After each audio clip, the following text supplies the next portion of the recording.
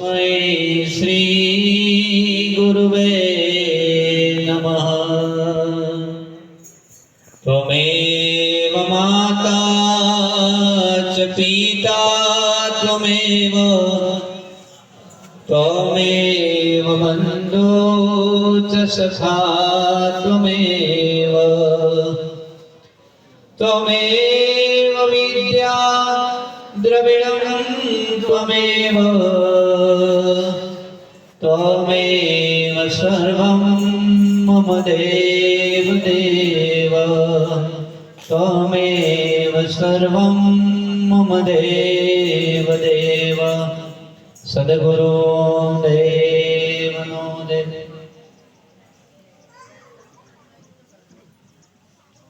આજના પાવન પ્રસંગે મંચસ્થ વિરાજમાન પરમ પૂજ્ય પરમ વંદનીય બ્રહ્મનિષ્ઠ બ્રહ્મક્ષોત્રિય અનાથોના નાથ એવા સદગુરુ સ્વરૂપ સાહેબ સ્વરૂપ પરમાત્મા સ્વરૂપ પરમ પૂજ્ય પરમ વંદનીય વિશ્વ વંદનીય એવા પૂજનીય દોલતરામ બાપુના શ્રી ચરણોમાં દાસ નમન કોટી સદગુરુદેવ થોડી એક શાંતિ જાળવજો બહેનોમાં.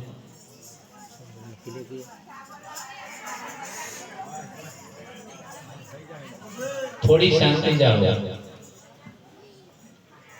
પરમ પૂજ્ય પરમ વંદનીય મંચસ્થ વિરાજમાન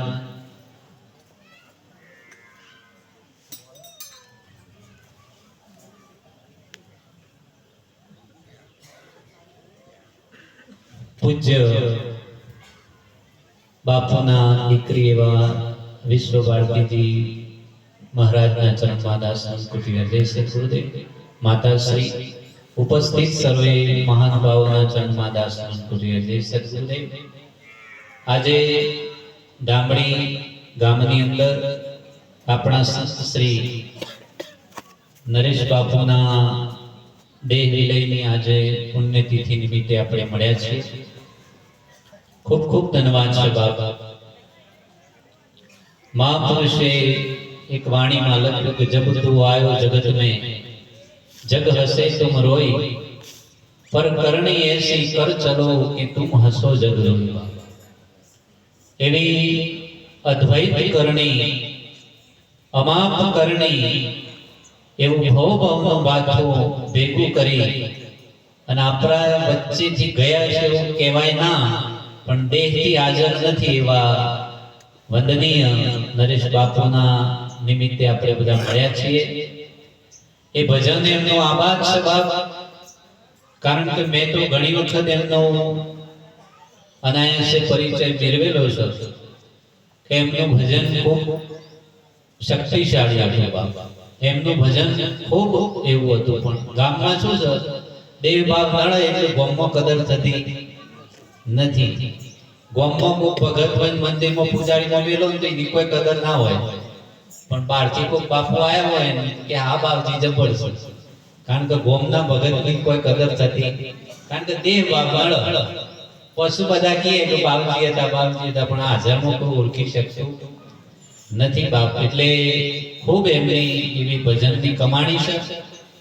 महापुरुषे कीधो कि संत ना हो तो संसार में जली जात ब्रह्मांड, ज्ञान केरी लहर से हारत ठाम ठाम. संतो ना हो तो एवं मानो छो कि कदाच आ संसार में जे थोड़ी घणी शांति छे, शांति नामनो शब्द ए ना हो. ए महापुरुषोनी कृपा संतोनी कृपा थकी આપણને શાંતિ પ્રાપ્ત થાય. ત્યારે ભજનમાં લખ્યું કે શાંતિ પમાડે તેને સંત કહીએ, એના દાસોના દાસ થઈને રહીએ, શાંતિ પમાડે તેને સંત કહીએ. બાબા હમણાં દાદા ભજન ગાતા હતા કે કાયા કંચન બની જાય સંતોના સંગમાં, કાયા નિર્મળ થઈ જાય સંતોના સંગમાં, લોઢું સોનું બની જાય સંતોના સંગમાં. હવે આવો એક મેળાવડો અને એક નવા નવી ભગત આયેલા કે લોઢું બોનું થાય સંતોના સંગમાં કે હારું મજા કહેવાય. કારણ કે હોનું આમ છે હવા લાગે પોક્યું અને હોનું થાય તો આનાથી બીજું તો હું તે મેળાવડો આ તો 2-3 કલાકનો છે, પેલો 3 દિવસનો મેળાવડો. બીજા દાડે બાપજી પાછા સત્સંગ કરવા બેઠા અને પેલો પાછળ 20 કિલો લોઢાનો લઠ્ઠો લઈને બાપજીના પાછળ આવીને બેઠો. કી હોનું થતું હોય તો આપણે સારું છે. બાપજી આગળ સત્સંગ કરે ને પેલો પાછળ લઠ્ઠો લઈને આવેલો લોઢાનો એવો કાઢીને બાપજી નડારે. બાપજી કી થારો સમ ઓમ કરે છે, પણ બાપજી બોલ્યા નહીં, દયાળુ હતા બિચારા. કે બોલલે નથી, અવળી પોપરી હોય તો ઊંધું કરાઈ નાખે તો બોલ્યામાં મજા નથી. પેલો ગોદે ચડાયા રાખ્યા, બાપજી ગોદા આધર્યા. બાપજીની કમરે રહી ગઈ. સત્સંગ પત્યો એટલે બાપજી ઉતરી સીધાઈને પગે લાગ્યા તો ભાઈ ભગત મહારાજ કોઈ ભૂલ થઈ હોય તો કે, પણ 3 કલાકથી શબ્દ ને ઓમ ગોદે ચડાયો છે કે કાલે તમે બોલ્યા છે કે સંતો પારસમણી સ્વરૂપ હોય ને, પારસમણીના સંગમાં લોરું કંચન બની. એટલે મને થયું કોઈ ધંધોમાં સેટિંગ આવતું, ખેતી કરીએ છીએ વરસાદ વધારે થાય ઓછો થાય, કોઈ હકનાઈ રહેતી નથી. એટલે મને થયું કે લઠ્ઠો ઘેર પડ્યો તો 20 કિલોનો સામાન તે લઈ જઈ બાપજી નડાડું તો કદાચ કોમ થઈ જાય. કે હારું 3 કલાકમાં દૂધ બાપજી છે નહીં થયું. પેલા બાપજી કે ઘોડા આ લઠ્ઠો હોના જેવો ના થાય, પણ તારા જેવા કોઈક લઠ હોય તો એ હોય.